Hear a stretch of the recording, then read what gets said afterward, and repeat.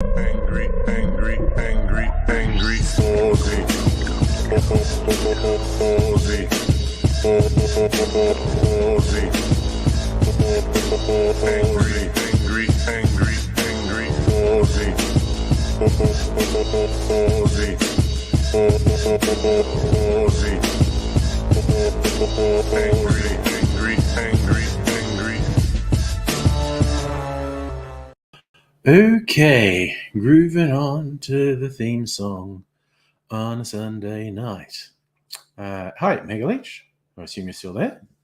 And yes, blink and it will be 2023. That's what I suddenly realized with yet another month zooming by. I wish to speak to the manager of things because too many things are happening too quickly, one after the other. I wish for things to slow down. I don't think that's an unreasonable request, that things slow down. Oh, happy birthday to Dr. Abigail's sister. Yes, in all honesty, it still could be 2020. Time stopped having much meaning.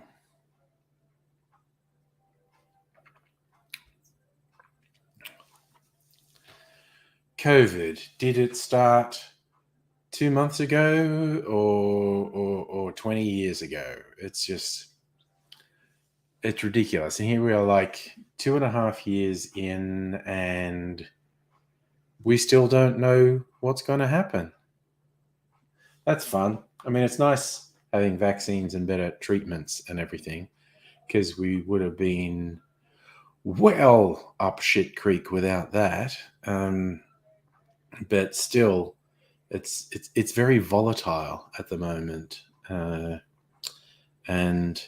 the level of stupidity seems to be increasing, and aggressively prideful stupidity. And I was talking about this the other night. It's clearly worse in America, or we see more of it from America. The really disturbing thing is we see more of it from elected officials or people running for office in America. People just saying unhinged shit. Like, it's one thing for politicians lie. Yes, politicians lie. Even when they're not telling really egregious lies, they slant things to favor their views and their policies. That's what happens. But it's becoming mainstream for conservatives in America to say just outrageously, blatantly untrue things. And maybe I'm naive. Never really thought of myself as naive, but maybe I am, because I have real trouble processing the continued existence of these people who just aggressively spout blatant falsehoods. And there's that weird psychology thing as well. I am quite sure when they start, they know they're lying. They know they're lying. And there's two types of political liars. The ones who convince themselves, I am doing this for the greater good. If I can convince people to do this and vote for me, I can improve things. So I'll excuse myself from telling outrageous lies because it's in service of the greater good. Then I think there's the more common ones, particularly with the American conservatives, not limited to either America or conservatives, but they're the most egregious examples. They are just soullessly telling blatant lies to advance their own interests. They know they're lying. They know they're not helping anyone. They know they're actively hurting people. Their sole goal is power, reward, and enrichment. And they don't care who they hurt to get it. They don't care how vile their behavior is on the way. And it's becoming more and more mainstream, and I find this incredibly disturbing.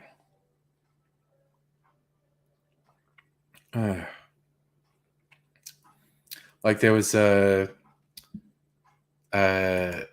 famous quote.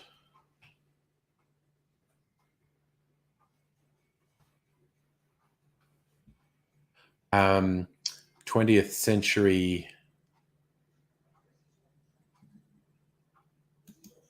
20th century, what's he? A journalist, cultural critic, H.L. Mencken, and he did write some good stuff. And it's just weird how stuff he said just became more relevant. Like this one. The whole aim of practical politics is to keep the populace alarmed and hence clamorous to be led to safety by menacing it with an endless series of hobgoblins, all of them imaginary. And this is the best one from 1920. On some great and glorious day, the plain folks of the land will reach their heart's desire at last, and the White House will be adorned by a downright moron. Well, that was pretty fucking prophetic, wasn't it? Ugh. I mean, like we thought the moron thing had come true with George W. Bush, because he did not seem very bright. But holy fuck, Trump. Jared, now I feel like I'm just going to read a bunch of Mencken quotes, because I don't know, somewhere between I like how accurate they are and I'm depressed by how accurate they are. Like, the government consists of a gang of men exactly like you and me. They have, taking one with another, no special talent for the business of government. They have only a talent for getting and holding office. Their principal device to that end is to search out groups who pant and pine for something they can't get and promise to give it to them. 9 times out of 10, that promise is worth nothing. The 10th time is made good by looting A to satisfy B. In other words, government is a broker in pillage, and every election is a sort of advance auction sale of stolen goods. The men the American people admire most extravagantly are the most daring liars. The men they detest most violently are those trying to tell them the truth. The fun thing about his quotes is I know conservatives use them as well. And it's just, yeah, lack of self-awareness is great. And yes, Dr. Abigail, that was a fun thing. Trump coming to power made W feel safe to come out, because he'd just go like, anyone who harbored ill will towards me, you've got to see me in a better light compared to Trump, for fuck's sake. Very low bar, but yes. It's the classic fallacy of our time that a moron run through a university and decorated with a PhD will thereby cease to be a moron. People do not expect to find chastity in a whorehouse. Why then do they expect to find honesty and humanity in government? A congeries of institutions whose modus operandi consists of lying, cheating, stealing, and if need be, murdering those who resist. I mean, the trouble with taking the Mencken quotes as like absolute truths is just on face value, you can be, it's like just anti-government. It's just like, well, you know, we live in a society. There has got to be some way to, you know, manage that society, try and do stuff for the common good. I don't know that anyone's come up with a better option than government, but here we go. Well, here's one. The most dangerous man to any government is the man who's able to think things out without regard to the prevailing superstitions and taboos. Almost inevitably, he comes to the conclusion that the government he lives under is dishonest, insane, intolerable. Oh my God, this one's fucking beautiful. The demagogue is one who preaches doctrines he knows to be untrue to men he knows to be idiots. That's actually a much more concise way of saying what I was saying about the American right and what they're doing, knowingly spouting lies to people they know. And even a lot of the people who receive it, I think deep down, or in fact, not even that deep down, a lot of them know it's not true. But essentially, particularly with Trump, they're just being told it's okay and, in fact, admirable to be a piece of shit because anyone who's not you doesn't count. And so I think often the people just swallowing the lies, I think they often know they're lies, but it's just like, this validates my shitty worldview, validates my shitty behavior, so I like it. Man. Okay, I made another pretty, look how much I made too. I've had one drink of it, so it was about 700 mils. It nearly filled a 750 ml bottle. Clarified cocktail, and I made this one a bit more complex. The previous one I made had equal parts whiskey, rum, orange juice, pineapple juice, and then clarified with coconut milk. This one I got more complex. It's still orange juice and pineapple juice, but the booze part is brandy, rum, tequila, and a little bit of a cinnamon liqueur. And so it's more complex. It's not necessarily better. It's nice. It's really fucking nice. It almost tastes like honey, which is hilarious because there's no honey in there. There's sugar in there. And of course, the various alcohols have sugars in them. But this one, whereas the simpler one just kind of tasted like orange, like an orange ice cream dessert, what the Americans call a creamsicle. So I've made a video, which is going live tomorrow, where I end up calling it because it tastes like the orange creamsicle, and it was inspired by a pina colada. It's a clarified creamsicle colada. It tastes different.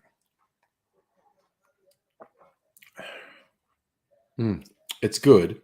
Like I said, it's more complex. The dominant flavor I'm getting from it is honey. Like even just the little bit of the cinnamon liqueur is in there, just giving it that just a little kick, little bite in there, which is nice. Okay, I'm going to get another great. Oh my God. We're going to get another great Mencken quote. This one. Every normal man must be tempted at times to spit on his hands, hoist the black flag, and begin slitting throats. Oh, he was a character, that Mencken. He used to just do movie reviews and book reviews as well. He was actually a really good cultural critic.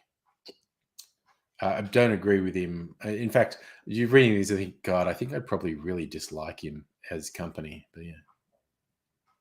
Ooh, this is a good one. Morality is doing what is right, no matter what you're told.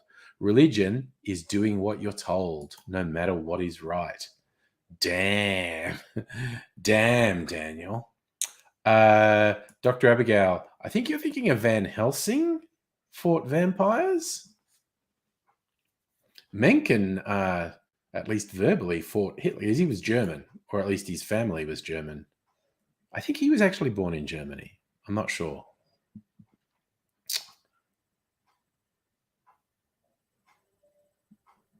Yeah. See, you look at some of these Mencken quotes and go, okay, I get the whole distrust authority. The education system has flaws and whatnot. But it would be fun to go back in time and say to him, because he was a very intelligent person, it would be fun to go back in time and say to him, In the future, do you know how much morons like your quotes? Because they just take them at the shallowest level and they take it as validation for their moronic beliefs. Like this one, the plain fact is that education itself is a form of propaganda, a deliberate scheme to outfit the pupil not with the capacity to weigh ideas, but with a simple appetite for gulping ideas ready-made. The aim is to make good citizens, which is to say docile and uninquisitive citizens. On the one level, I basically agree with that. But on another level, like I said, the morons take that completely simplistically to say, yeah, therefore I fucking hate people who are smarter than me. So, anyway, hey, Bumfungus, how's it going? Yes, Abraham Lincoln was a vampire hunter. George Washington killed zombies, didn't he?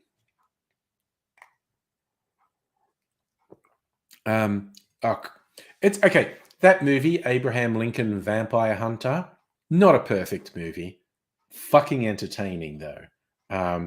Because they've just taken an incredibly silly concept and run with it. It's fucking great. Oh, Robert, holy fucking shit. Oh, nail on the head, man. Nail on the head. It's been picked up by morons. They use a Joker or Tommy Shelby pick. Oh my fucking God. And again, I liked that Joker movie. I love Peaky Blinders. But my fucking God, did you hit the nail on the head there? God damn, yes. Okay. But I still like these Mencken quotes. But yeah, I would love to go back in time and tell him how popular he is with fucking morons. The state doesn't just want you to obey, it wants to make you want to obey. Oh, fucking hell. Jesus. Okay. I'm a very cynical person, so I love cynicism in other people. This one, democracy is the theory that the common people know what they want and deserve to get it good and hard. I fucking love his cynicism. A professional politician is a professionally dishonorable man. In order to get anywhere near high office, he has to make so many compromises and submit to so many humiliations that he becomes indistinguishable from a streetwalker. Oh dear. Okay, yeah. Christ, Mencken's anti-intellectualism. This one. There's no idea so stupid you can't find a professor who will believe it. Yeah, there would be, if I had a TARDIS, like some people say, go back and kill Hitler. Sure, you could try that. One of the most beautiful of all the Doctor Who episodes is when they brought Vincent van Gogh to see an exhibition of his work, so he understood the impact he ended up having. And that's beautiful. I tear up every time, because you can watch that clip on YouTube. I tear up every time I see that. I would bring Mencken to now and let him get a good fucking dose of conservative media and go, those people fucking love you, man. How do you feel about that? Because I'd love to know if he saw the ridiculous shit they were saying and I said, oh, and they think you're fucking great. How do you feel about that? I was like, I think he underestimated how stupid people were going to get. What's this one? Laws are no longer made by a rational process of public discussion. They're made by a process of blackmail and intimidation. They're executed in the same manner. That's actually boring compared to the other ones. This is a good one, though. And it reminds me of my work in IT. For every problem, there's a solution that's simple, neat, and wrong. Oh, that feels awfully familiar. That one feels awfully familiar. So, main thing that every political campaign in the United States demonstrates is that politicians of all parties, despite their superficial enmities, are really members of one great brotherhood. Their principal, and indeed their sole object, is to collar public office with all the privileges and profits that go therewith. They achieve this by They achieve this collaring by buying votes with other people's money. That's just fucking true. That's true around the world. It is what it is. this one. The average man never really thinks from end to end of his life. Mental activity of such people is only a mouthing of cliches. What they mistake for thought is simply a repetition of what they've heard. My guess is that well over 80% of the human race goes through life without having a single original thought. That's Mencken saying, I'm better than everyone else. And I'm guilty of feeling that way too. I see, here he goes. He hates socialists. A socialist is a man suffering from an overwhelming conviction to believe what's not true. Democracy is a pathetic belief in the collective wisdom of individual ignorance.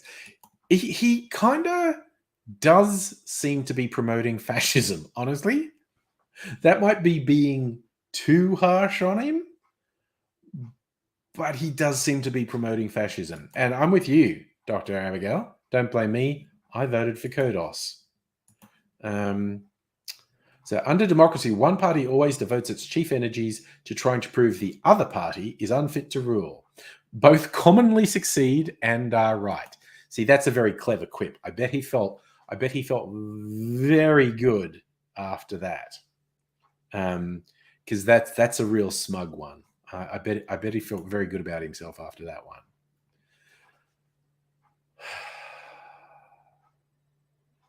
Yep. I think Mencken was a fascist. I'm not sure. The aim of public education is not to spread enlightenment at all. It's simply to reduce as many individuals as possible to the same safe level, to breed a standard citizenry, to put down dissent and originality. There are many, many, many flaws in the education system. But I worry about this mentality of oversimplifying things. And just also excuse for all the things solely referring to men in public life is Mencken in the early 20th century. Didn't consider women at all.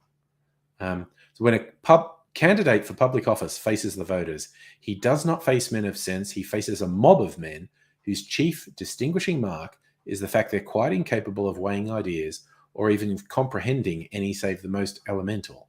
Men whose whole thinking is done in terms of emotion, and whose dominant emotion is dread of what they cannot understand. So confronted, the candidate must either bark with the pack or be lost. All the odds are on the man who is, intrinsically, the most devious and mediocre. Well, it's very hard to disagree with that one. Oh, yeah, absolutely, Dr. Abigail. And see, that's the thing. This is where I'm starting to go, I think Mencken might be a fascist because he's like deriding democracy and he's deriding public education and is like, and he's deriding the common man. All these things, not without reason, but there's a creeping fear in me that it's like, you think the dirty, unwashed masses aren't fit to run their own lives and their betters, like you, should actually make decisions for them. That's what it feels like. That's what it feels like he's saying.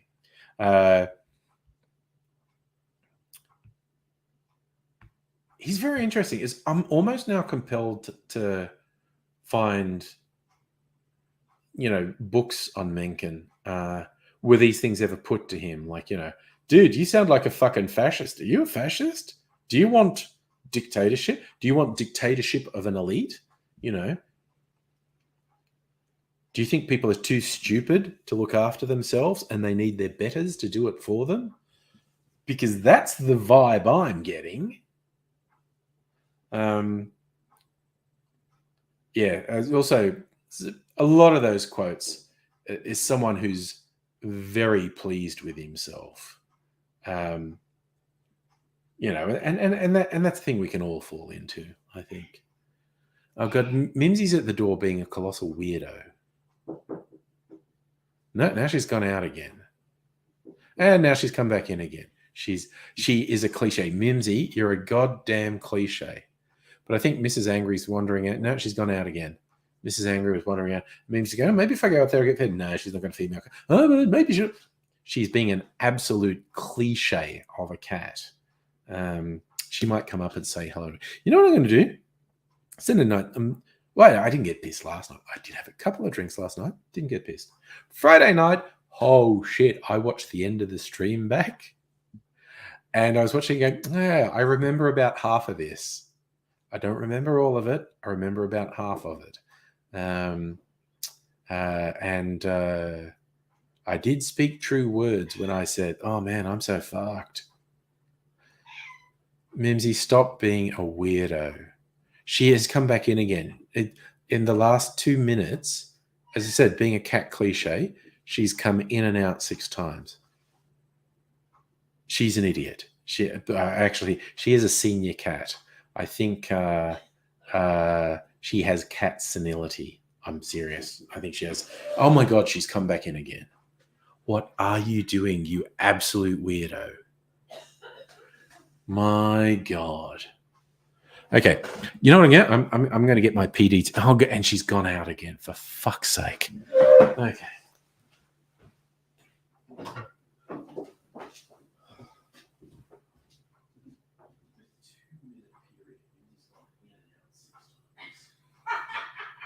Fuck's sake. Jesus, what is it? Part of it was you, but you've been sitting here for a while. That's like, she's senile. Mimsy is senile. Okay. Okay. Birthday present from young Mr. Angry. PDT cocktail book. The PDT bar stands for... okay, Mrs. Angry's doing this just to cause a scene. She comes into the kitchen. Mimsy follows her, doing that desperate meowing, thinking she might be given something to eat. And the closer she gets to getting something, the more desperate the noises she makes are. She's ridiculous. Oh, that was her getting picked up, that really loud one. Oh, the indignity, Mimsy, the indignity. Yeah, see you, Mimsy. Such a stupid cat, honestly. Both my cats are weird. Like, you never see Shadow. She doesn't come out here. But occasionally, like when I'm sitting on the lounge, Shadow will just come demanding attention, and she's fucking weird about it. She won't. Mimsy settles down. Mimsy sits on you and goes to sleep if you let her. Shadow won't. She gets on you and she rubs it and she'll pat me, scratch me, and she really gets into it, but she won't settle down. She's fucking weird and neurotic. Yes, Alexander, you'd fucking think, man. You would think I hadn't fed Mimsy in a year. See? It's like you're her PR person. Feed the kitty, you monster. That's how she behaves. My God. She's off her trolley. Swear to God. Sorry. I regularly, with this book, I always show the illustrations. The illustrations are fucking beautiful in this book. Look at that. Angry cock. The recipes.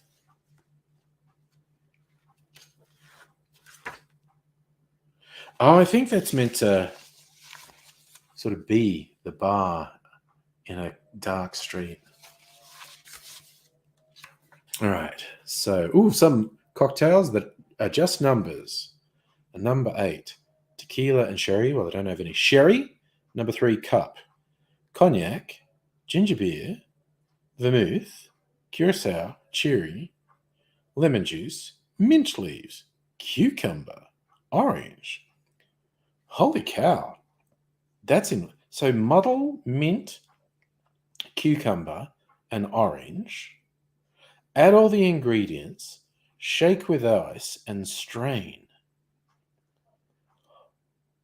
We're shaking with. Surely we're not shaking with ginger beer. That's like it's only 1 ounce. That seems like a disaster. Shaking with ginger beer.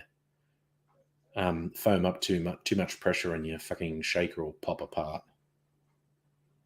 But that honestly sounds. Man, that's like something I should do. There's Mrs. Angry's got some mint growing, and I always need ways to use oranges because I use them just for garnishes. And hi, Lee, how you going? The 212 is tequila, grapefruit juice, and Aperol. It's, Jesus, 2 ounces of grapefruit juice. That's going to be really bitter. That's for someone who likes bitter drinks. A 20th century, that's a classic. Gin, creme de cacao, lillet blanc, lemon juice. 21st century, tequila, white creme de cacao, and lemon juice. 100-year punch. Bourbon, 100-year wine, salviat rice syrup. Jesus, they occasionally have some incredibly obscure ingredients. In Korea, the herbs ginseng and there's herbs and spices used to flavor. So there's herbs used to flavor baekseju, literally 100-year wine, believed to help one live to be 100 years old. There you go. So that's a herbal wine. You put an ounce of this herbal wine in. Okay. Oh, you got to love that. For an absinthe drip, the green fairy and the absinthe. No, that's a water dispenser, not an absinthe dispenser. The way that works, you put your absinthe in your shot glass, sugar cube there, and this thing drips chilled water over the sugar cube and slowly melts it into the thing. Lee. Oh, wife got COVID-19. Oh, self-isolating. Okay. She's isolating till Thursday.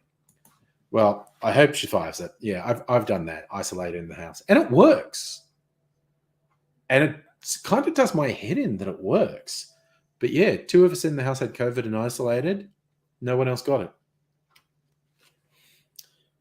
What's against all odds? Irish whiskey, Chardonnay, apricot, Creole shrub, Aguila Azteca, tequila, honeydew melon juice, good Lord, ginger liqueur. Maybe I should get some ginger liqueur because I have this psychological thing that I don't like ginger, but I actually do. I put it in cooking and I like ginger ale. An air ale is rum, lime juice, and honey. That's just a rum sour, but with honey juice, honey syrup. Lee. Oh, you mean symptom-wise, your wife's gone through the worst of it. Yeah, I mean, there's always, like I said, for me, it's like a mild cold. I always hope, when anyone says they're positive or a family member is positive, that it's not too serious because, yeah, other people have described it as like turbo flu.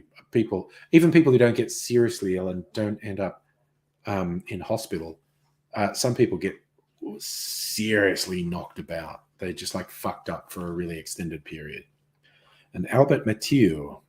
So in 1802, Albert Mathieu, a French mining engineer, proposed a tunnel under the English Channel that eventually did lead to the channel that now connects England. So a tunnel under the English Channel was first proposed in 1802.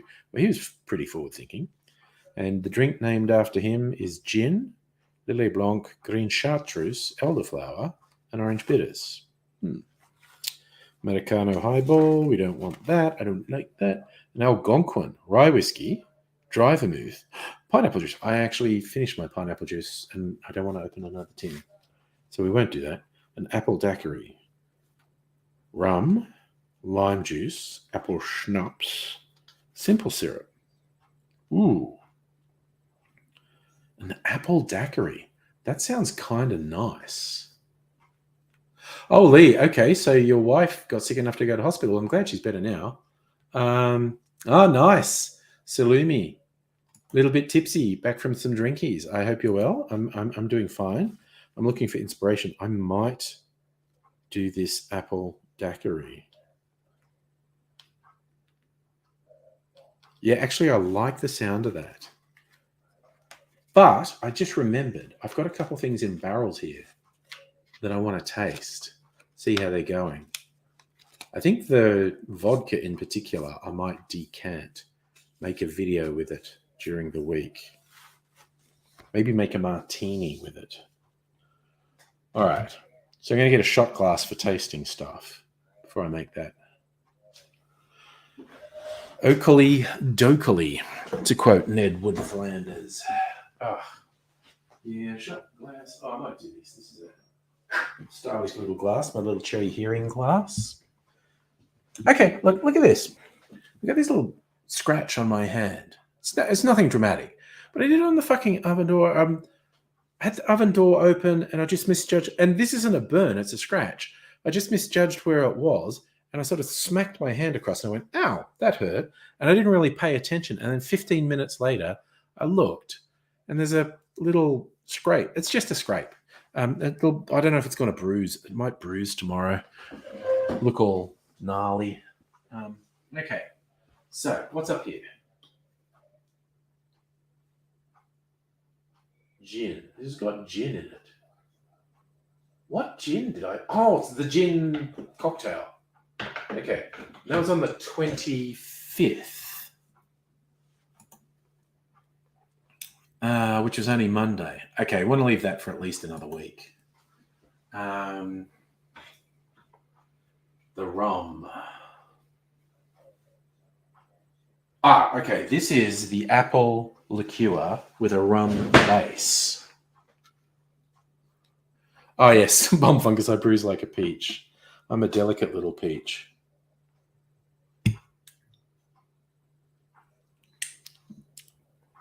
Oh, fuck. I expect this to be really fucking good, actually.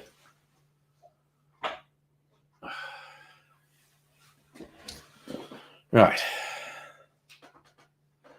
So this is a rum-based apple liqueur that I made, and now I'm barrel aging.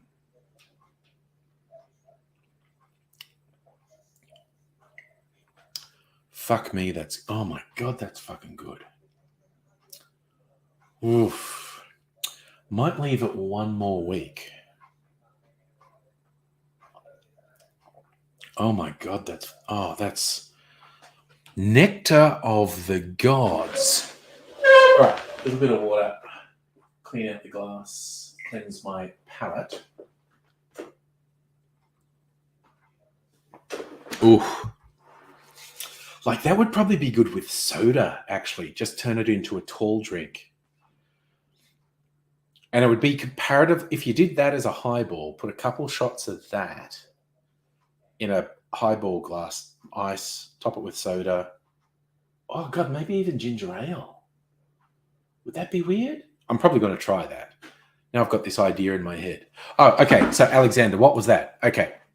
What I did, first I made an apple syrup. And how I made that is you slice an apple thinly, so there's a lot of surface area, put it in a bowl, cover it in sugar, like cover it with twice its weight in sugar. So chop up an apple, weigh it, put it in a bowl, cover it in twice its weight in sugar, leave that for a couple of days. The sugar will go completely liquid, turn into a syrup.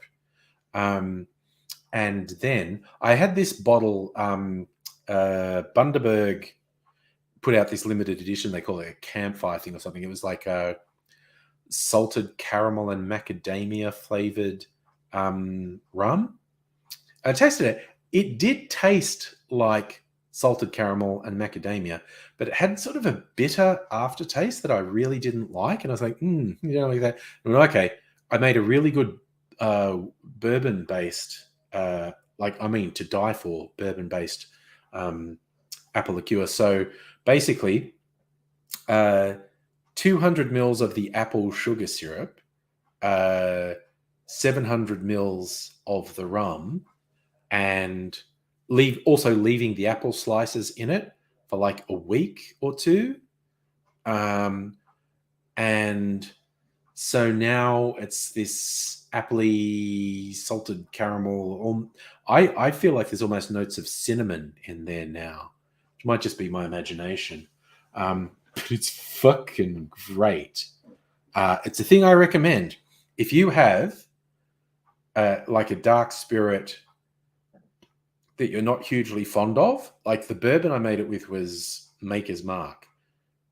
And I don't know. I don't hate Maker's Mark, but I'm not really big on it. All my favorite whiskeys are over there. And used Maker's Mark to do the same thing with apple slices and apple syrup, and that fucking liqueur was fucking amazing.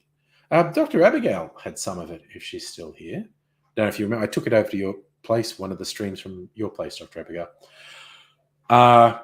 And yeah, so I had this Bundaberg flavored rum that I didn't hate it, but I didn't really like it. And I thought, turn it into an apple liqueur.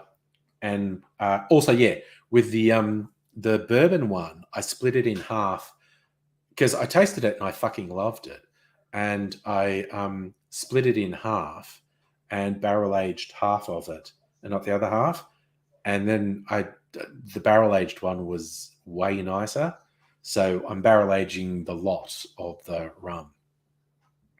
So yes, Dr. Abigail, I don't know if you remember one of the streams at your house, I did bring my homemade apple liqueur.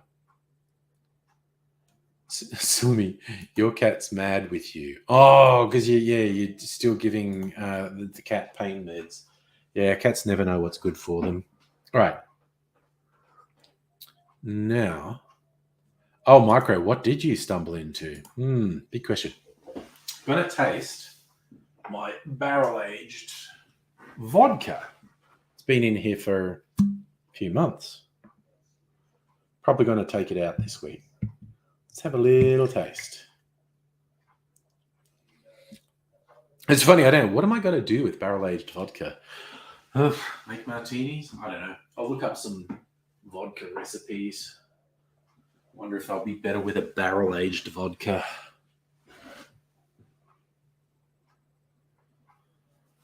So yeah, it's very it's got a nice sort of honey color now, sort of honey amber color. Oh no! See, that sounds so familiar. Micro USB going down a YouTube rabbit hole while drinking.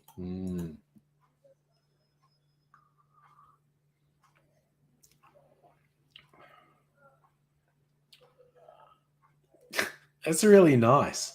Okay, the vodka I used is an Australian vodka called Vodka O or Vodka Zero. I don't actually know which way it goes. And it's probably the most neutral vodka I've ever tasted. It's phenomenal how neutral it is.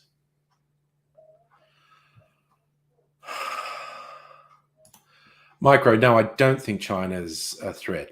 Fuckwits in various governments have been making a big scene about it.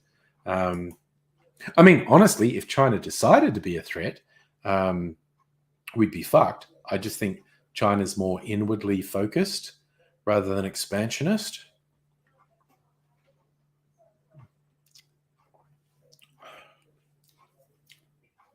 It's almost herbal. Again, you get the woodiness, the oakiness from the barrel, but yet that barrel's also it's had cocktails and spirits in it.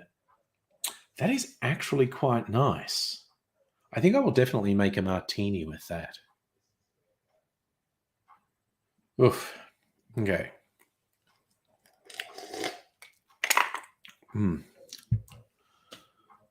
Okay, well that's good. I think I'll leave the maybe I should taste the gin one as well. I think I put that in just in the last week. It's a fruity gin old fashioned that I'm barrel aging.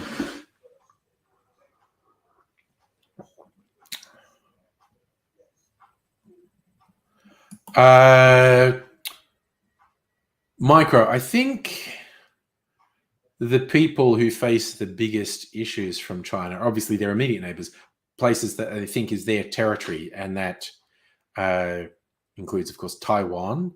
There's issues with their border with India. Well, they took over Hong Kong, and there's some islands in the Pacific that cause issues. No, Salumi, tipsy and trying to make food. Okay. Dr. Appia, you reckon China's hella expansionist compared to how they have been historically? Yeah. And that's actually, I think, a fair observation. Their economy is so tied the rest of the world, they can't afford too much trouble. And yeah, I think those are both quite valid points. Like, if China ever developed an expansionist and interventionist foreign policy on the scale of, I don't know, historical European powers or the US since the mid 20th century, We'd all be fucked if they did what the West has done for centuries. We would all be seriously fucked. So I'm just kind of glad they haven't up to this point. All right. How's my fruity gin old fashioned going?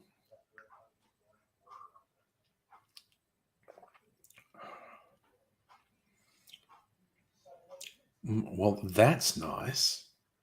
It's really good. Might give it another. Might try it midweek.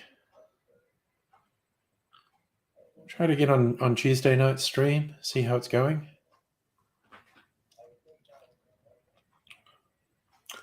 Oh, it's fucking good though. So you think if they invaded Taiwan, the US would do something unlike Ukraine? Yeah, that's pretty volatile. The whole Taiwan situation, pretty goddamn volatile. That's probably the most dangerous thing with China at the moment. The whole concept of Taiwan, because China just regards it as part of China. Oh, goodness me. Sorry, a bit more water. Wash out my glass and my palate.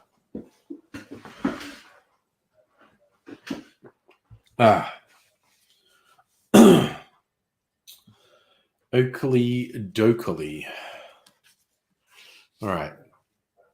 So I think you're making that apple daiquiri. An apple malt toddy. Apple cider. Whiskey. Druin prom. Okay, that's an apple liqueur. Allspice dram. And maple syrup. Created this warmer for a green market event with produce from two of our favourite local purveyors. Oh, that's a heated one. Neat. Ooh, man, that's like a killer version of mulled cider. Cider and whiskey, apple liqueur, allspice dram, and maple syrup. Yeah, that sounds like something I'd do for a party. Hot. Oh, geez, that's actually. I've got to remember that. People come over at some point while it's still winter. Do that. Applejack rabbit, apple brandy, lemon juice, orange juice, maple syrup, an apricot. Oh, flips are funny. Flips have a whole egg in them. This is cognac, apricot liqueur, simple syrup, and an egg. This rich full flip was created right after Orchard Apricot was released in the US. Stone fruit liqueur marries perfectly with cognac. Garnish it with nutmeg. Dang.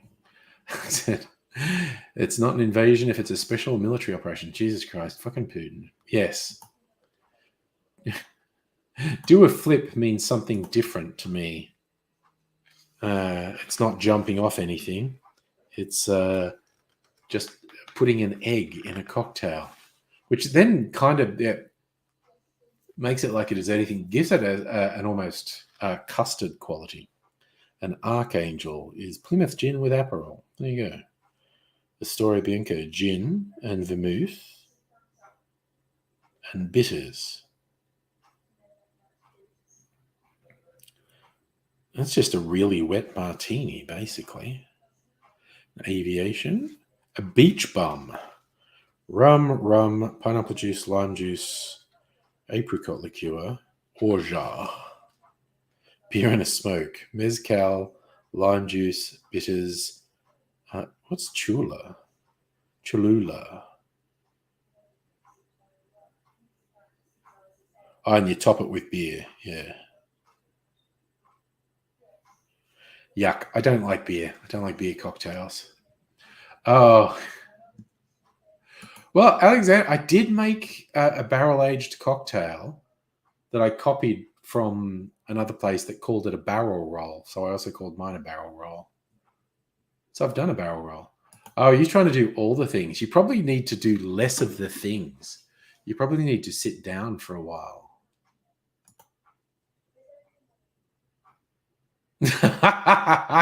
Helping cooking and drinking, yes. All right. Getting horny on Maine now. I'm not going to judge, but This is a bee's sip. Oh, God. And that's the illustration for a cocktail called a bee's sip, which is nice. Yes. How much does it cost to get to Adelaide? I think there's quite a bit of variety.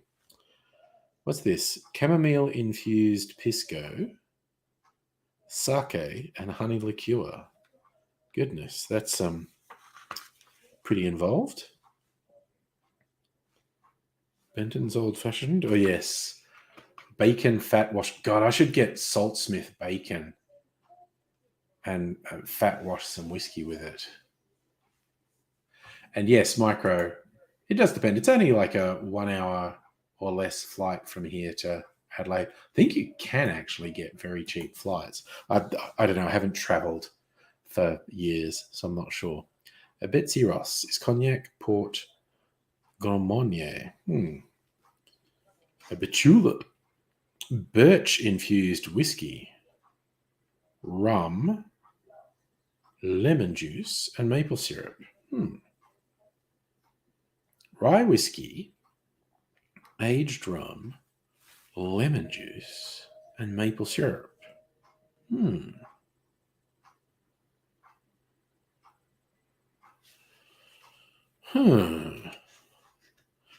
I like whiskey and rum mixes, actually.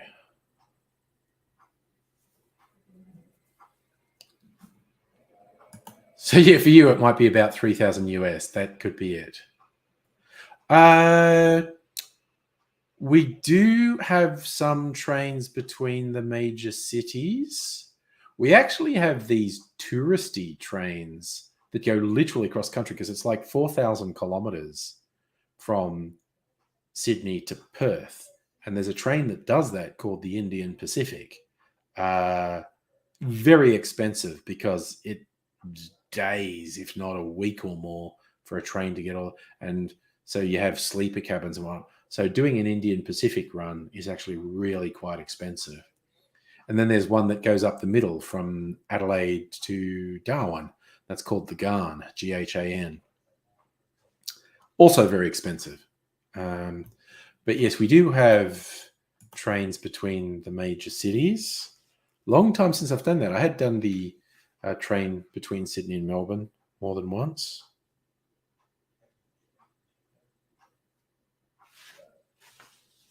A bijou, a bizet, a black flip, stout, gross. Another beer one. I really don't like beer.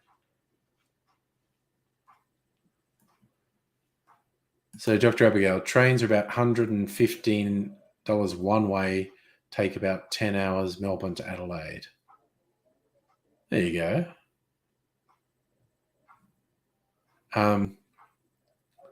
I think you might occasionally get cheaper flights than that too. Here you go. Your phone died. White girl wasted on IPAs. You vaguely recall calling IPNAs. Oh, don't the cuddles get better when you're white girl wasted? There you go.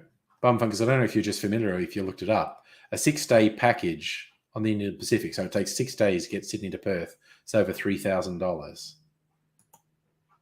So that's like, that's like a holiday on a train.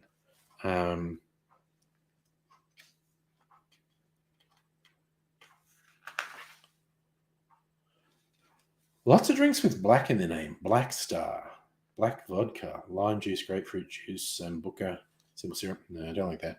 A black Jack, cognac, Kirschwasser, coffee concentrate, Demerara syrup. Don't like coffee either. English Blackthorn, Plymouth Gin, Slow Gin, Sweet Vermouth, an Irish Blackthorn, Irish Whiskey, Dry Vermouth. That's very different.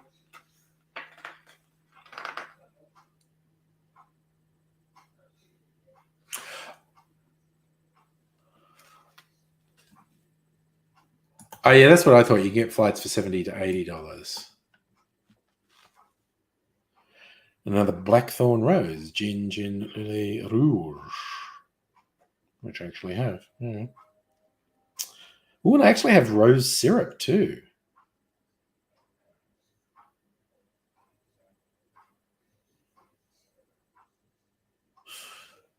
Ugh, maybe I should have that.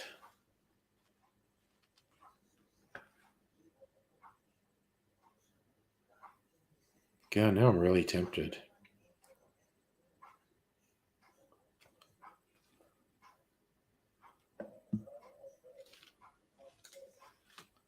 All right.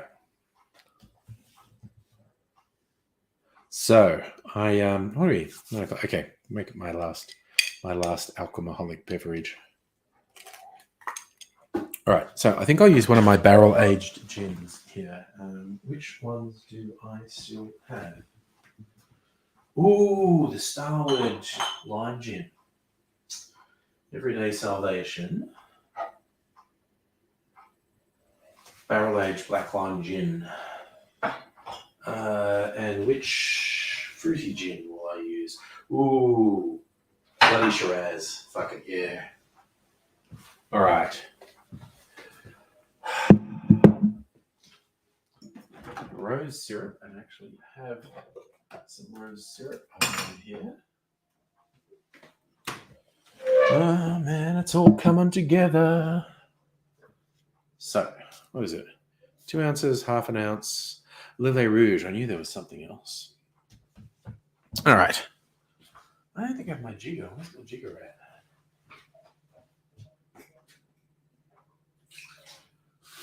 Where's my jiggers at? Okay.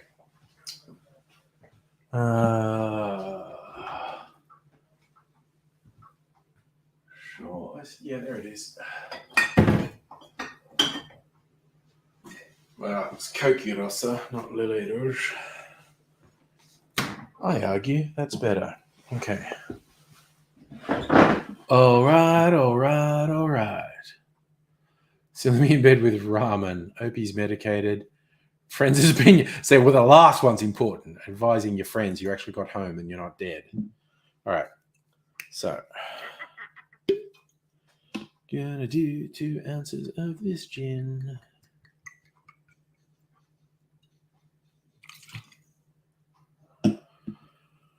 And half an ounce of this. It's going to be a pink drink. Half an ounce of that. And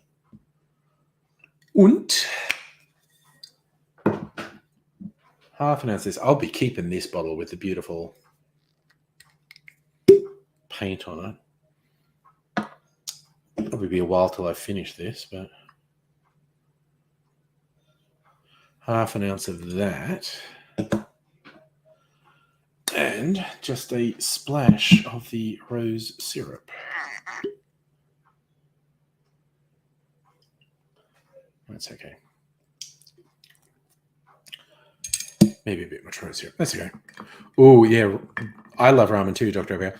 There is a place not far from here that does what they call dry ramen. So it's the ramen noodles, and it's been cooked as soup, but you get it without the broth.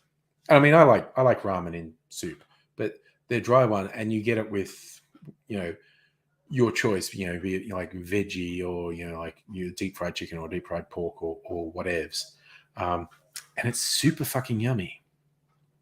I was very surprised. Like, this thing saying dry ramen. I was like, what that? I wanted to try it, and it was really good. Not poo-pooing ramen with broth at all. Yeah, Mega Leech, kind of like a noodle box. Yeah.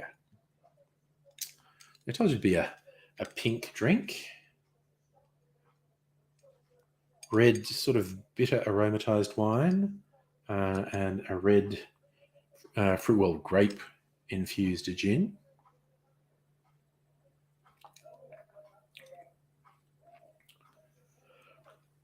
Well, that's yummy. Oh, and there's just this really lightly, it's really nice. Just sort of dries out your tongue, really lightly bitter aftertaste. Micro, not to be way fucking late to the ER conversation. If you wanted to take the train today from here to New York City, $85 one way. Yeah, train travel's not very cheap. Should be. Vegan ramen place near you. Little pricey but good. Nice. See, ramen's good. You just have to talk about ramen, and it's like, yeah, ramen. That sounds fucking good. Why am I not eating? I had lasagna for dinner tonight, which was not bad at all. But yeah, I'm not hungry at the moment. But it's just like, yeah, ramen. Ramen's good. I might get ramen during the week.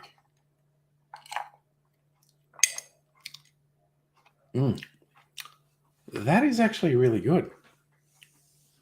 I'll have to make this one for Mrs. Angry at one point.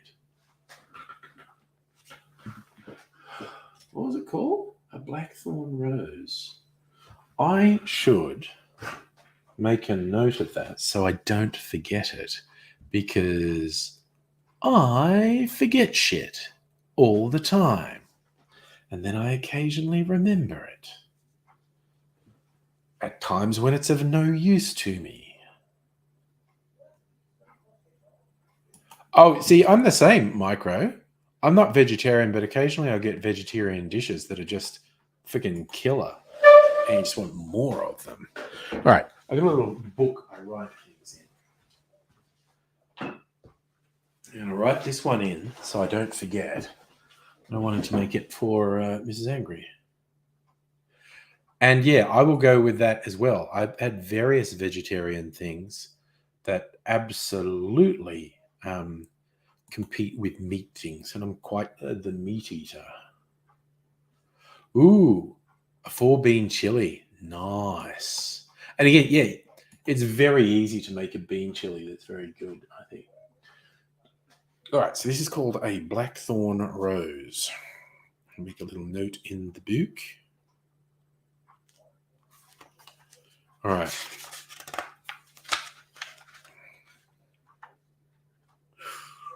Ooh, that's what I should do. I do make notes of things in the hope that I'll come back to them at some point. Right. So just going to make this little note so I don't forget. Very exciting content I'm producing here, me writing. Blackthorn rose, which is from PDT. Double, triple check. So it's 2 Oz gin, half. So it's 2 Oz gin, half Oz slow gin, half Oz, let's see, cookie rossa, a spoon rose syrup. All right, just remember I want to make that for Mrs. Angry at some point. So you're still being horny on Maine. Oh, horny for cuddles. Cuddles are always good. That's an interesting question. Would it have been worse? Beef mince. Oh, yeah. See, Micro, what you call ground beef, we call beef mince. Minced beef. Ooh, so what's this? When you're in town, take it to a few local food places. Yes. Yes, we definitely have to have an event if and when you're able to visit, Salumi. All right. That's enough for one night. It's one of those little cultural differences, Micro. Yeah, we just refer to mince, which I'm sure would confuse the fuck out of visiting Americans. We don't even say minced beef. We just say mince, which probably sounds like we're saying more than one mint. Be very confusing.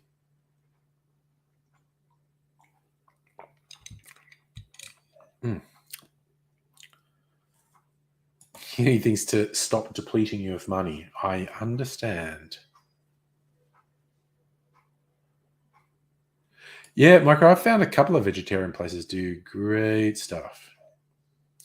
I have not had a serious burger in a little while, maybe even a month, at least a couple weeks. I feel like I may be due to get a serious burger. Big fan of we have so many, just within like a suburb or two of where I live, there's like so many sort of boutique burger places. So, see, we're talking about ramen, and I want ramen, and we're talking about burgers. I want burgers, and yes, Greg, we do get minced pork, minced lamb, minced chicken. But here's what I'll say: this might not be universal, but if I say, and if I hear someone say mince with no qualifier, that means beef mince. So all the others you'd say it's chicken mince, it's pork, it's lamb, it's veal mince. If it's not beef, you put a qualifier in. But if it's beef, you don't necessarily say it's beef mince. You just say it's mince. Megalich, you got discount chicken burgers from Coles. Homemade chicken burgers for breakfast and lunch. Nice.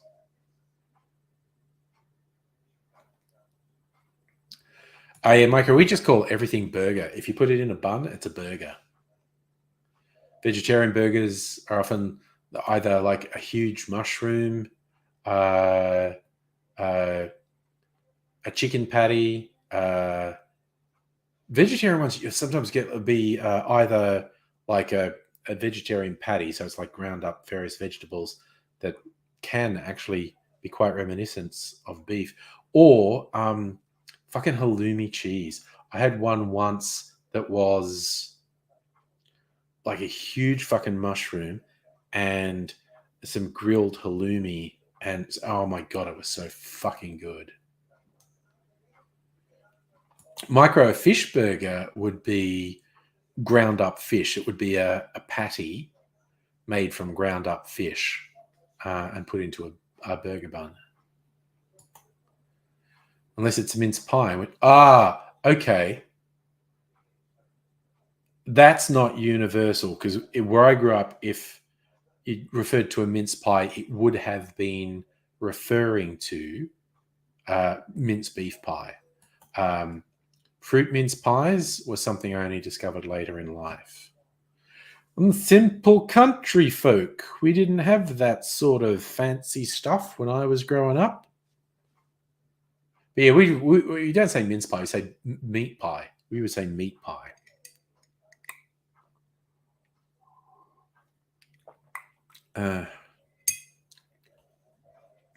Oh, look, personally, micro, I would think a fillet would be better, but you don't often get. Again, maybe someone who knows better than me, but I think you don't often get a proper fillet, fish fillet in a burger. Maybe you do. I don't know. We also get like chicken burgers. We'll get like a big fucking bit of fried chicken, like a boneless bit of fried chicken in a burger, be like with some salad and whatnot. So yeah, that's not even a chicken patty. We'll also get like fried chicken in a burger. Man, I am so fucking getting a burger. All this burger talk. I think we should. I have this vague feeling ramen's better for me than it's probably not. There's vague feeling ramen's better for me than a burger, but I'm fucking getting a burger this week. I tell you what. Oh god, the other thing we often get for takeaway, there's a place nearby that does like loaded fries, loaded chips. It's like they make quite nice chips and then they top them with stuff. And there's a whole spectrum, like, you know, an Italian one is like carbonara on it, and they've got like, I don't know, 6 or 8 variations. My favorite, they call for some reason Peruvian. It's a chips, and then it's got popcorn chicken and like barbecue sauce and mayo on it. And it's just fucking awesome. Super unhealthy, I think, but really yummy.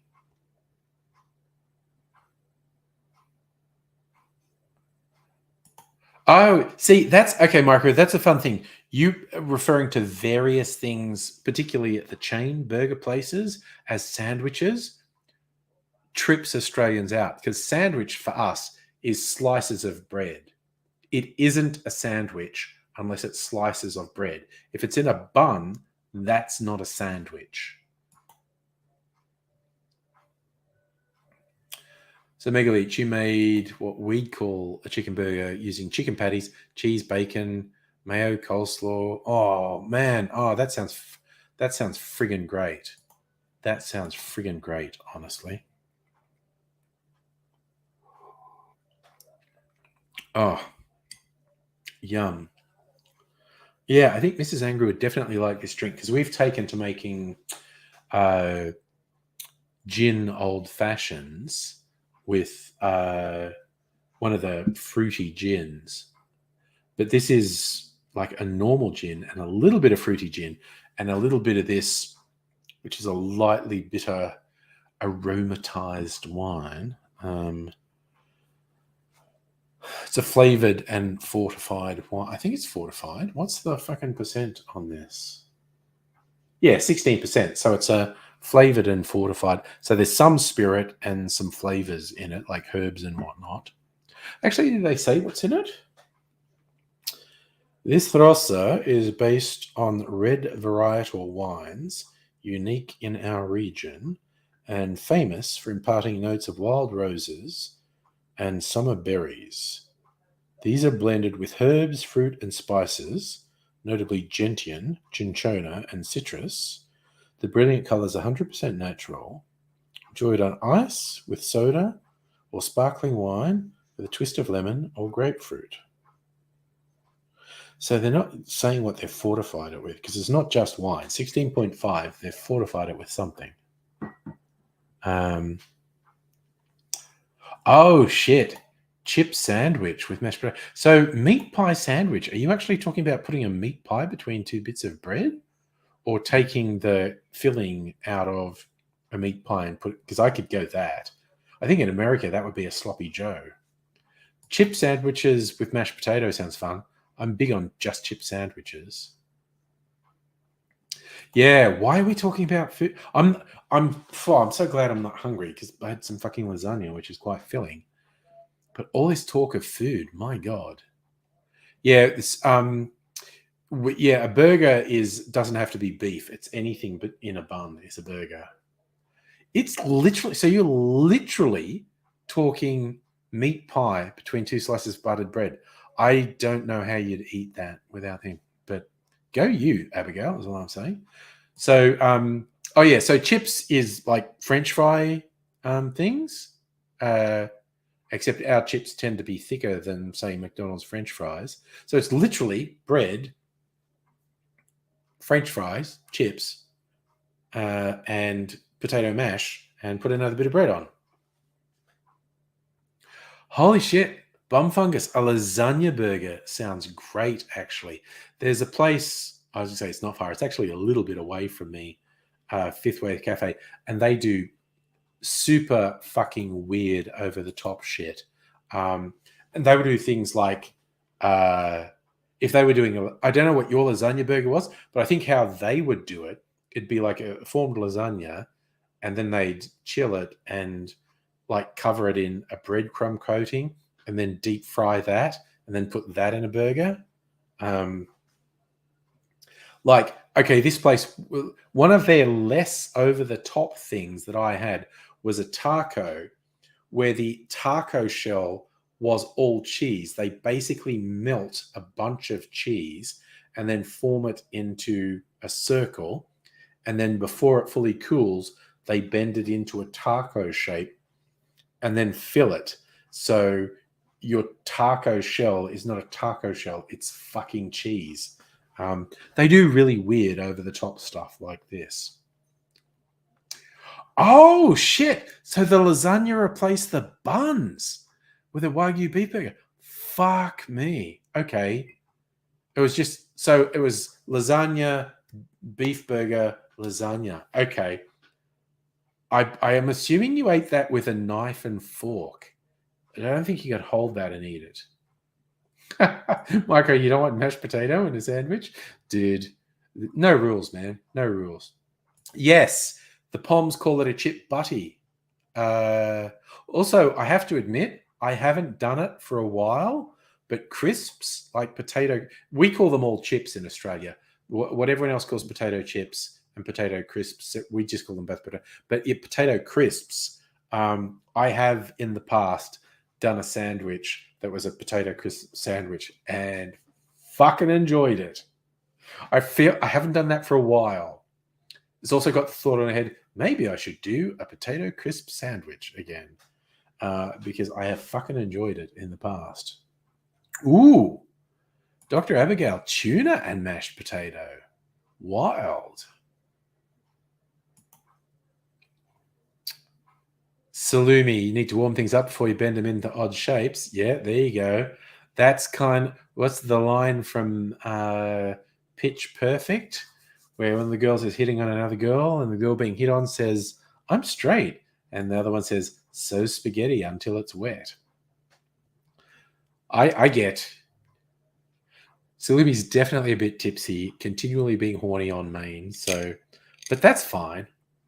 We're all adults here. We can handle it.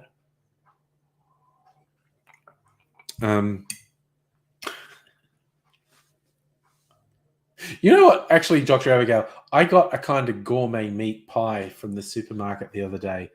I am severely tempted to have a meat pie sandwich for lunch tomorrow.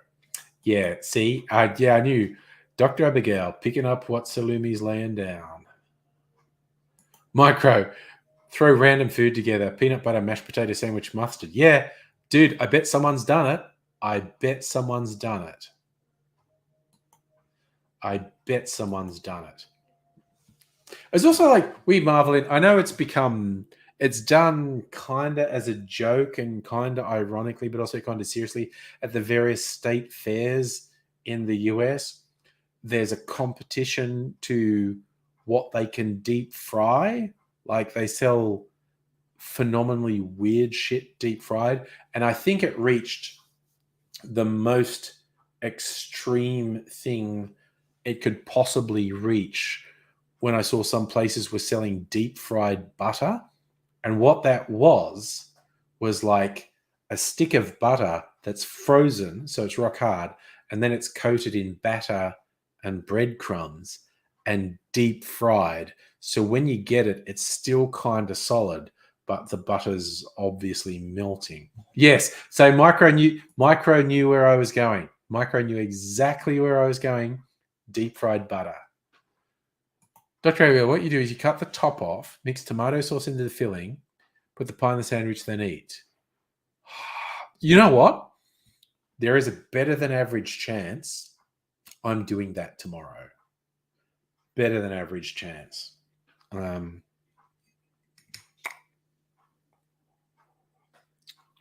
We'll see. We'll see. Yes, I knew.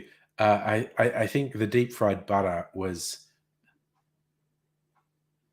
Oh, okay. Sorry, I misunderstood what you were saying there, Dr. Abigail. So you take the top off, mix tomato sauce into the filling, then put the top back on, then put it in bread. Okay. Micro chocolate bar covered in butter, deep fried. It was a Scottish thing. Deep fried Mars bars were originally a Scottish thing. I lived in Footscray. It was a long time ago. I lived in Footscray, like 20 years ago.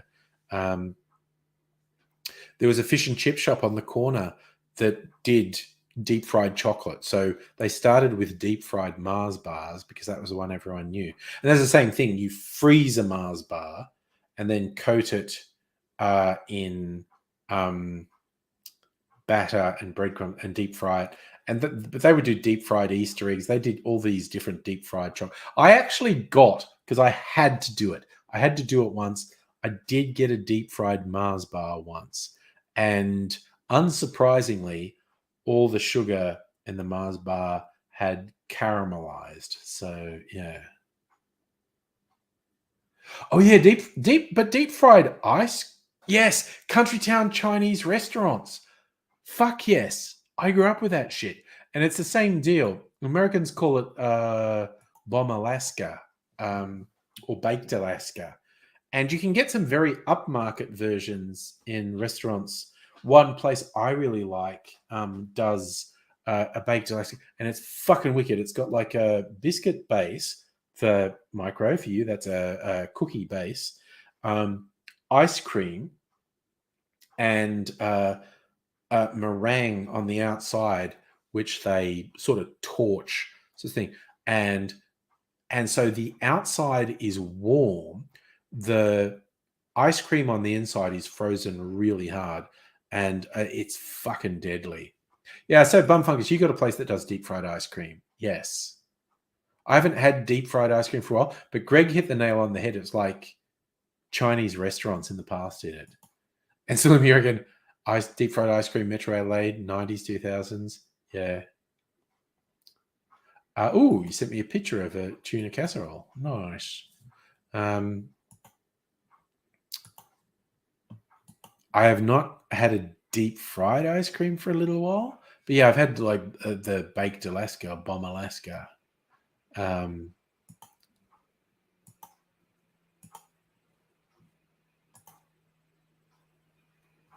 I'm going to share this. So Megaleech sent me a picture of where are we? Tuna casserole. That just looks fucking good. That looks really good. Good job, that man. That looks really good. Your OP's looking for attention. Yes, I know that cat behavior. Oh my god. So Micro, you got a place sells deep fried. Oh yeah. No. I've heard of that. Make a burger, then coat it in batter, and then deep fry it. I have heard of that. But again, you put Tabasco. Oh, shut the fuck up, Bimsy. Honestly, you weirdo. You absolute weirdo. Yeah, no, ignore her.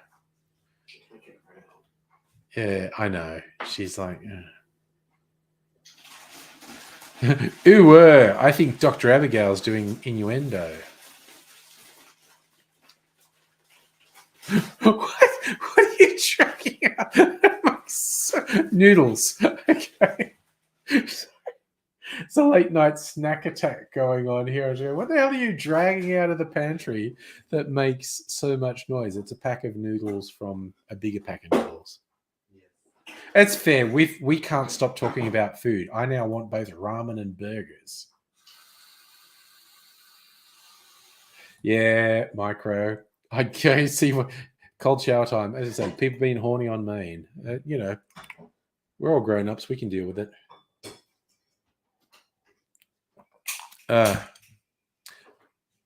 Yes, you're an innocent boy, and that's just how we like you. Nudge, nudge, wink, wink. Say no more. Dr. Abigail, what bacon are we talking about? Because I'm cliche fan of bacon, quite honestly. Did I give? I don't remember if I gave a review of Salt Smith bacon on the stream. I think I must have. It's this stupidly expensive bacon, and I first noticed it because they actually did a team up with Starwood whiskey. They had a whiskey bacon. It's yeah. Thanks, Migleach. I did do it. Oh yeah, Mimsy and bacon. If we have bacon, she'll go off a nut. But there's just some noodles. No, she is still. I thought she might have got bored and wandered off, but she didn't. Micro, is your butt in danger, or will it just be cuddled lovingly? That doesn't seem like danger. Oh, you missed Aidsy. Aidsy was on Friday night for like 3 hours. Would have been longer. Aidsy actually had more stamina than me.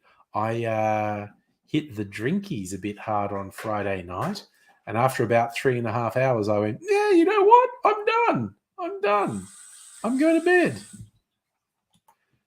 Yeah. Oh, Micro, I'll tell him you're sending him all the love and you said you missed him. But yeah, he actually joined us on Friday night. So And he was in fine form, I thought. He like sends me this thing going, oh, I don't have any spoons. I don't know how long I last. And he just fucking keeps going for 3 hours. Yes. AIDS having some bedtime stamina. Yes. That's what we're talking about.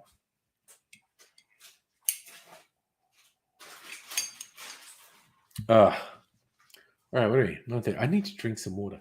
Do I have a receptacle out of which I can drink water? Because I don't want to drink water in here because it'll dilute the flavor on the orange peel that Mrs. Angry gets to put in her hot chocolate in the morning. And I like it. Yeah, it's just like a little treat. She gets a bit of flavor in there. Do you want a receptacle? No. Actually, my big drinking glass is in the other room. I might just get it. Ugh. Okay, this will just take me a second.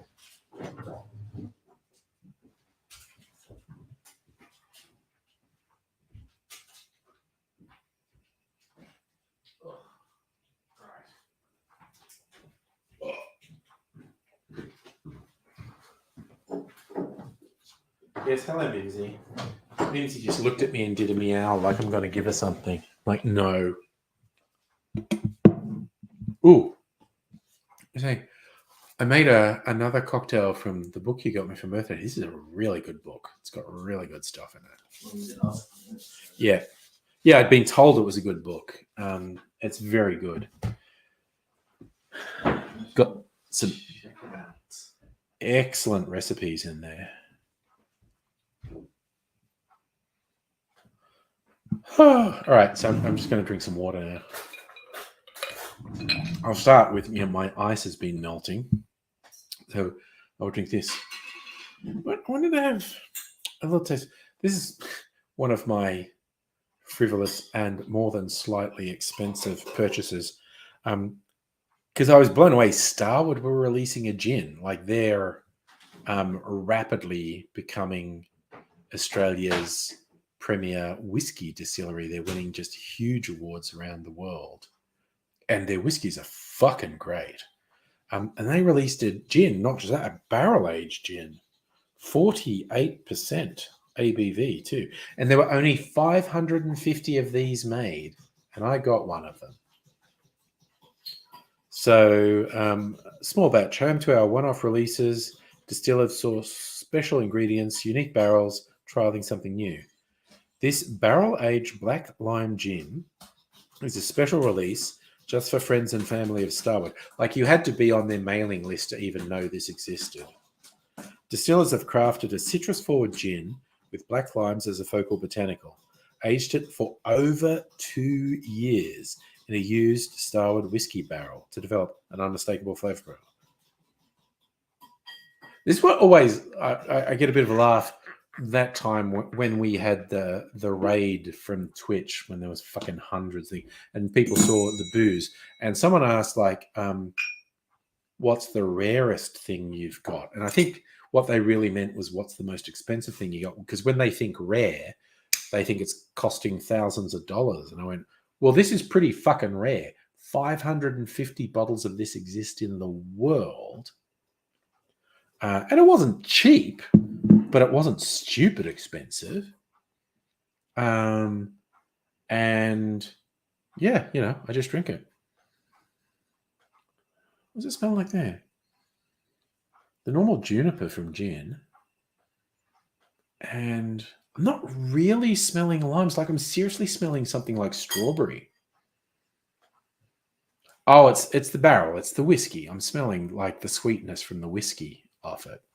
It's spent 2 years in a whiskey barrel. Of course it's got sweetness on it.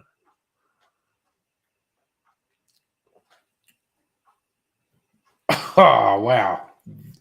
So I haven't drunk this one straight for a little while. Christ, it's really nice. Very warm going down. Oh, wow, it's really sweet.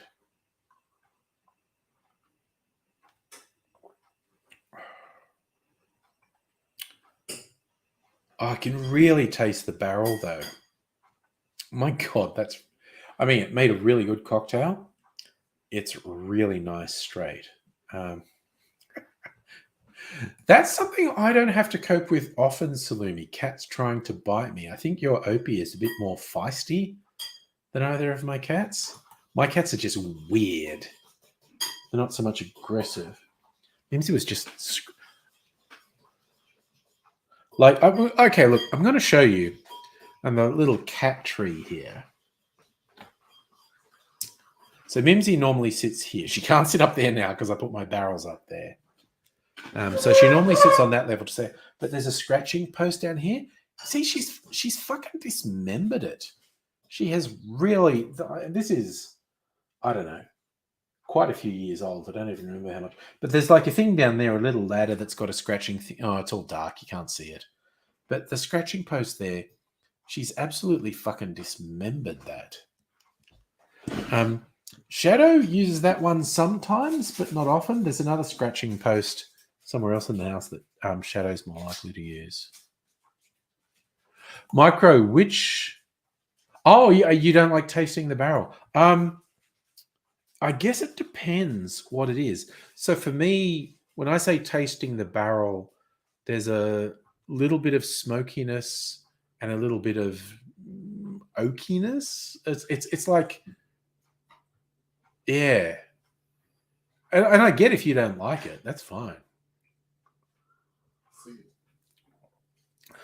Ramen cook is departing.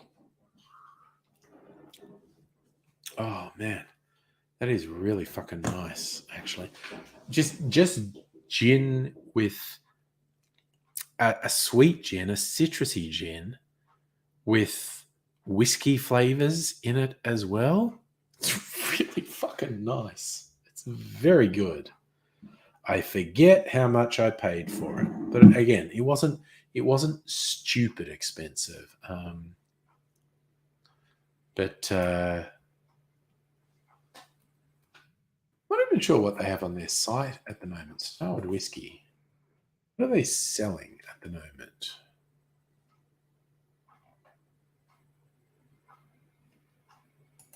Okay. Ah, yes. The one they're pushing at the moment is peated finish. I have the original release that they released under the stupid name Unexpeated. Stupid fucking name. Oh, God, they're selling jerky. Whiskey flavored jerky. Nice. I don't like beef jerky. Shop. Okay. Just see what they're selling at the moment. Okay, so the peated fish. That's still a pre-order. Okay, so that's $150. Twofold, which is there. I might still have twofold. I'm not sure. It's $69. Fortis, $139. Nuva, $96. That's the one Dr. Abelagale and I like. Solera, which got $139. That's gone up, but inflation. But I also got it for $30. Oh, they're still selling. Okay, apparently I paid $120 for the black lime gin. All right.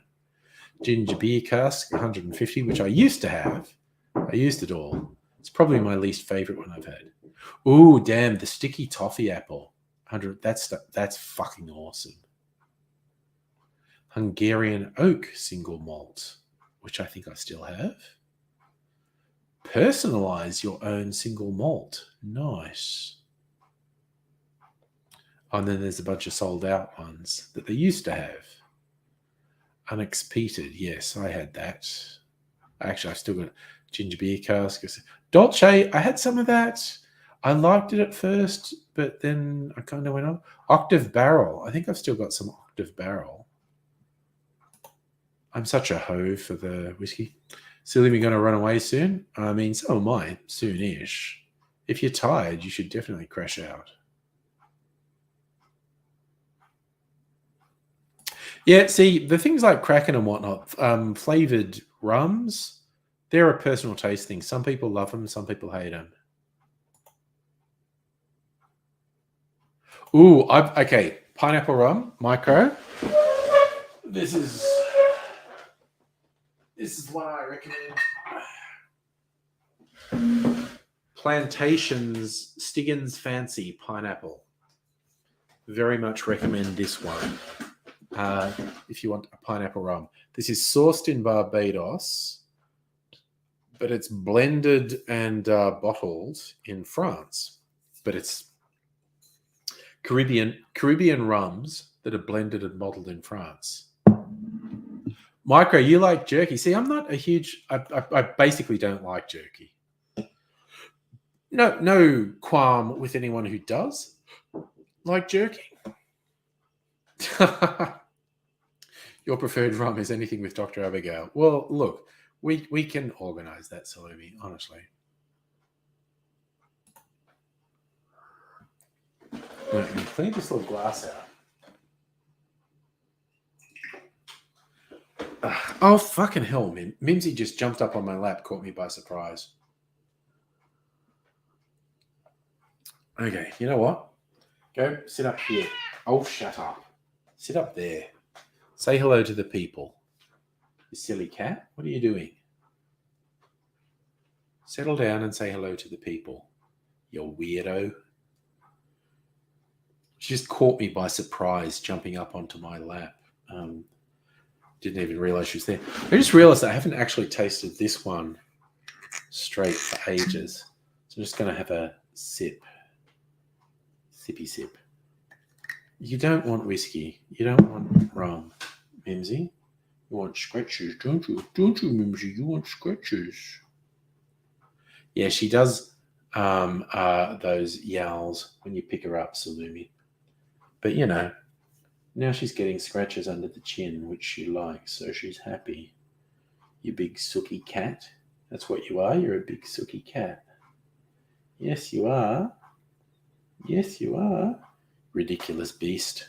So, like, just smelling this pineapple rum is so sweet. So it smells so much sweeter than rums that you usually do. But there's a decent thing. What strength is it? It's 40%, which is kind of average for a rum.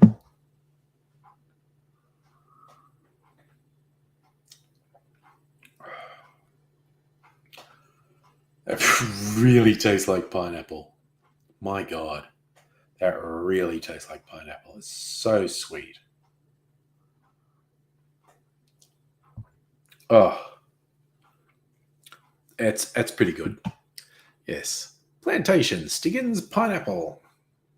Stiggins Fancy, 1824 recipe. And again, the really old school labeling on it as well. It's kind of quaint. Oof. Need to drink a little bit more water. Yeah, don't panic, Mimsy. I'm just here. You still get more pats and scratches. So what do you want? Do you want to scratch under the chin? Never sure if she wants to scratch under the chin or on the cheek or top of the head. Ah, yeah, that is what you're holding right now. Yeah, it's really good. All right. Ah, little bit of water before bedtime. You're just such a sooky cat. She's just waiting for me to go to bed, aren't you? And then you're going to jump on the bed and use the humans as like little electric blankets. And that's how you are, isn't it? You silly sooky cat. Look at her. All she wants is attention. You're an attention hoe, Mimsy. That's what you are, an attention hoe.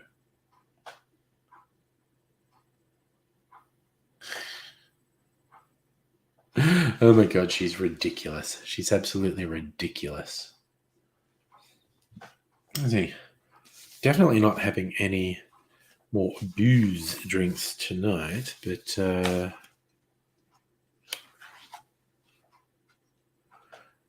I get an inspiration for another night. I do actually want to make that. Was it? That's where I've got the bookmark thread at the moment. Where is it? The apple daiquiri. I do want to make that later in the week. I was going to make it tonight, but changed my mind. Do want to make it later. Brazilian tea punch. Well, that sounds fun. Tea-infused cachaça, lemongrass syrup, and lime. That's pretty simple. A Bronx, a brewer's breakfast, sake. Jesus Christ, what the fuck?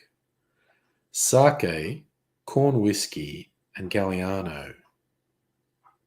How's that a brewer's breakfast? That's weird. That is weird. A Brooklyn, a Bronx, which are variations on a Manhattan, a brown bomber, a brown derby, a bubbaloo. I think I made that one on a stream. It's meant to taste like Bubblicious Burst chewing gum, bubblegum, peach flavored. Pisco, sweet vermouth, apricot liqueur, and bitters. Buono Notte, walnut infused cognac, yellow chartreuse amaro.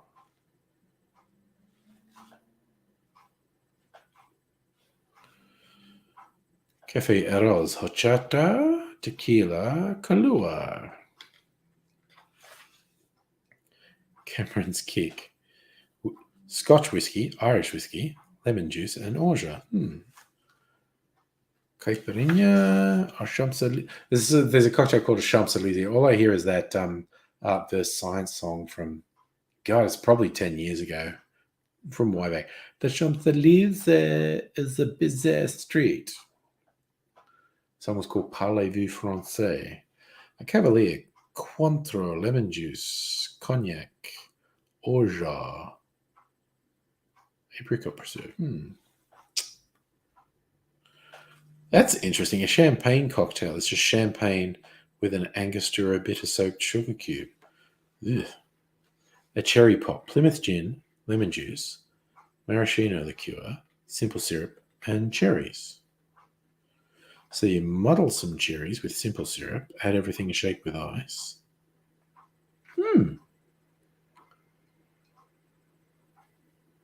That sounds interesting. I might try that one night.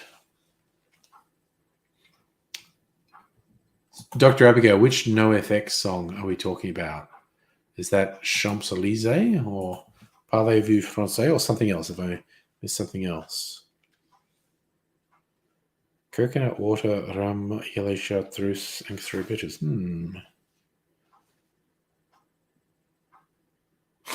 A cinema highball. It's Coke with popcorn-infused rum. So a popcorn, rum, and Coke. A coconut colada, rum, pineapple, lime, coconut soda.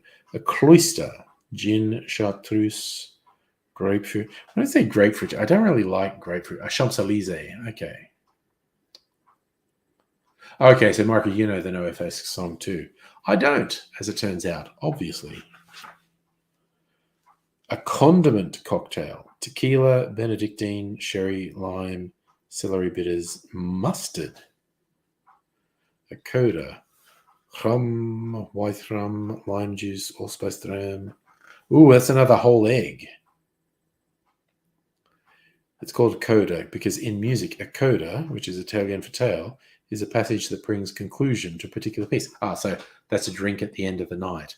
It's a heavy, desserty drink.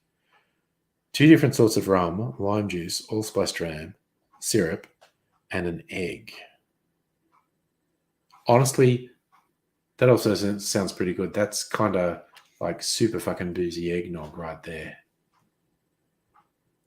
Now it's going to be stuck in your head. Well, the Art vs. Science song is stuck in my head at the moment.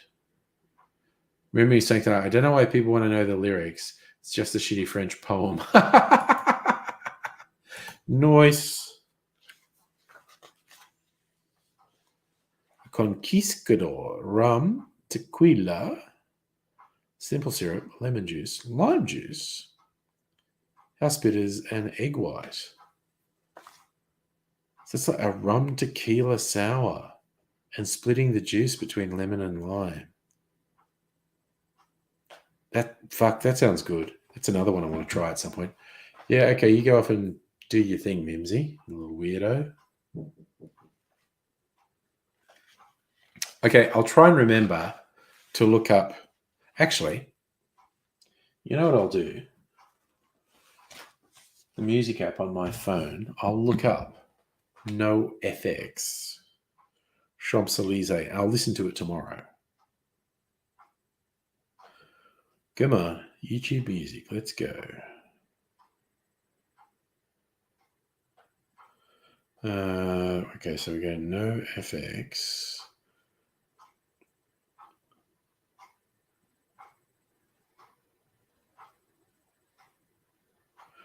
Champs-Elysees. Oh, it's only 2 minutes. Okay. Well, it's all lined up for me to listen to tomorrow. All right. So I'll have a listen to that tomorrow. Thanks for the tip, kids. What else we got? Cranberry cobbler. Gin, sherry, cranberry syrup, macerated cranberries. A Cuzco. The poison for Cuzco. Cuzco's poison. That's pisco, Aperol, simple syrup, lemon juice, grapefruit juice. Sounds okay. A little bit bitter. A Crimson Tide, overproof rum, spiced sorrel. What the fuck is spiced sorrel? Fuck's sake. Oh, they've got the recipe for spiced sorrel. Water, chopped ginger, superfine sugar, dried sorrel flowers, cinnamon sticks, star anise pods, cloves. Combine in a pan, bring to the boil, reduce and simmer for 20 minutes, stirring occasionally. Yeah, okay, I'm not doing that. I'm not doing that. You're peer pressuring me. Now, well, I don't want to listen to it now. I could do it with earbuds in. You know what? I'm going to succumb to peer pressure. I'll put my earbuds in and listen to it now because I'll get fucking content matched if I play it on the phone speaker. I've got earbuds in.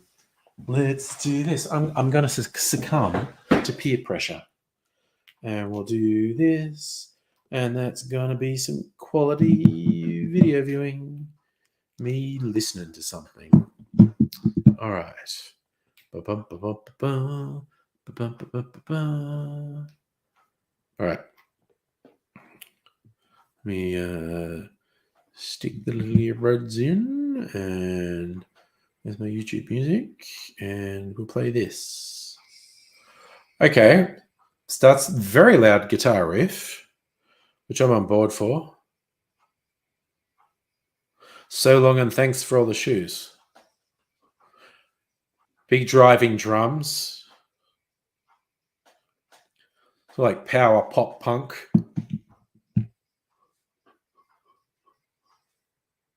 Oh, now it's slowed down. Dun, dun, dun, dun, dun, dun, dun, dun, dun. It's a rollicking little tune. Alright, he is actually doing it in French. Okay. It's a jaunt. Okay, this kind of sounds like a drunk French sailor would sing this. Oh, then there's the trumpet you were talking about. Da, da, da, da. Da, da, da, da, da, da. Da, da, da, da.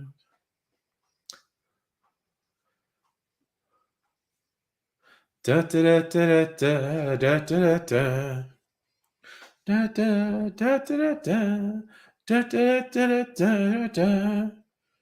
It is a fun, jaunty little tune. I'm absolutely thinking this is a drunk French sailor would sing this. Enchanté. Oh, Champs-Elysees. Oh, that's easy to sing along with. Oh, Champs-Elysees.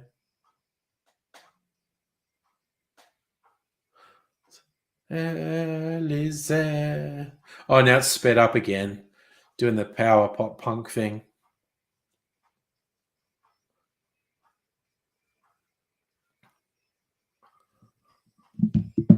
And that's it. It's done. Okay, that is a fun jaunty little tune. That is and I think that's the first time I've ever heard it. It's a very fun, jaunty little tune. And now YouTube Music is going, oh, I looked up no effects. So they're probably going to crop up in the auto playlists for me from now on, which is not a bad thing. Okay, Dr. Abigail used to with me. Nice. It's definitely. Thank you for the recommendation. It's a fun, jaunty little tune. Just going to put a few things away because I'm not far off going to bed. Put the rose syrup in there. The Cocky Rossa, back where it lives. What's in this bottle? Oh god, that's the spiced gin punch cocktail. Premix. I've got a couple of fucking premix things in there for easy getting pissed. I'll put these back. Get my house in order.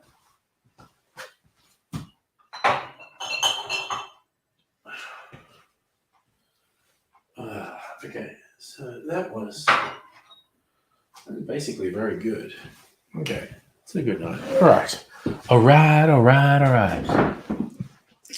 Dr. Abigail, NoFX is one of your favorite bands. Oh, good. They're one of those bands where I've always assumed I'm probably going to like them because of all the stuff they're grouped in with that I like, and I never really listened to them.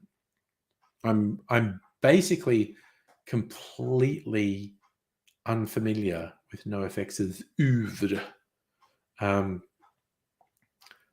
which is obviously a bit silly because they're so in sync with a lot of stuff that I listen to. But for whatever reasons, I've never really listened to NoFX. But they're very much in my wheelhouse of musical taste. Okay, yeah, Micro Rancid I'm much more familiar with. But yeah, it's so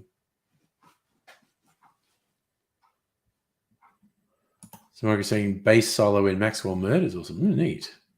One of the forerunners of the pop punk scale. Oh yeah, that I got that vibe very much. 90s sort of power pop punk, skate punk. That was very much the vibe I got from that one song. And that's also where I'd always place them.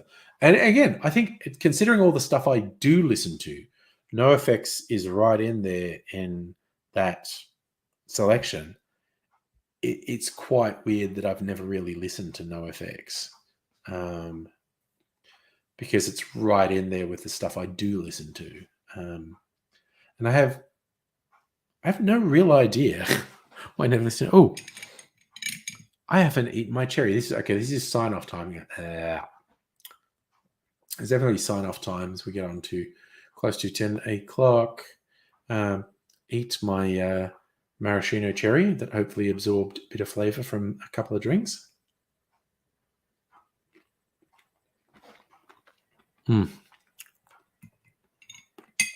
God damn. I love those cherries. Never used to be a thing where I'd want a cherry. But these Luxardo maraschino cherries, I'm fucking addicted to them. They're fucking awesome. Yum, oh the bummer. Yeah, so we'll see what this week brings. I'll be doing a viewing night with Mrs. Angry tomorrow. I don't know what we'll be watching. Been watching a thing that's on Disney Plus called Only Murders in the Building. We're on the second season of that, kind of halfway through that. They're only half-hour episodes. They won't take long. We might watch What We Do in the Shadows. I watched a couple movies this weekend, actually. I watched the most recent Spider-Man movie and then the Doctor Strange movie that was quite closely connected to it. They're okay. I watched the Ghostbusters movie just before the stream, actually. The one that came out last year.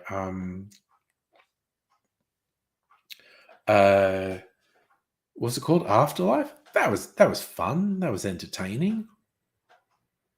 Nothing earth-shaking, but it was fun and entertaining. Oh yeah, and I am actually signed up on SBS On Demand. We might watch some of season 3 of The Orville. The other one I noted, because on Foxtel they're going like, oh, through the app you can just watch the Channel 9 on demand streaming now, and they highlighted there's a series with Alan Tudyk, however you pronounce his name, the guy who was the pilot in Firefly and has been in a million other things. He's got a comedy series called Resident Alien that I've heard good things about. And so I signed up for the Channel 9 streaming thing with the feeling that I might watch this Alan Tudyk series. So, yeah, we might watch The Orville, might watch Resident Alien. We'll see. But yeah, I watched a few movies this weekend because I was just fucking vegging out and not doing much. So yeah, watching 3 movies and a couple of hours of other things in one weekend. I don't usually do that, quite honestly. But I did do it this weekend, and yeah, it was fine. It was just like chill out. It was like sugar for my brain. It's not very nourishing, but it stimulated my brain, and it was fine. The movies were fine. None of them were bad. None of them were particularly earth-shaking.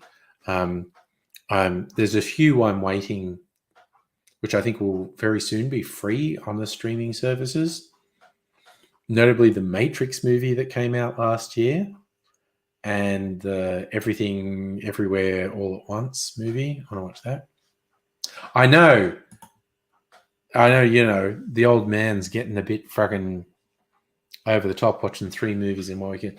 I mean, honestly, if I'm binging shit, I will binge shit. But I was also trying to not just sit on the lounge all weekend. But as it was, I did sit on the lounge for about 7 or 8 hours. So, that's a thing. Also did spend quite a bit of time in putting together my cocktail video that's going live tomorrow, which is basically about this, my beautiful, sexy, clarified cocktail that I came up with spontaneously. So I did spend quite a bit of time working on that as well. But that's going live tomorrow. Anyway, I am going to go to bed. Probably be doing a stream on Tuesday. I don't know. The world's weird. Anything could happen. Maybe, but probably doing a stream on Tuesday. But whatever you folks are doing, I hope you are taking care. And I want to see you again sometime. So look after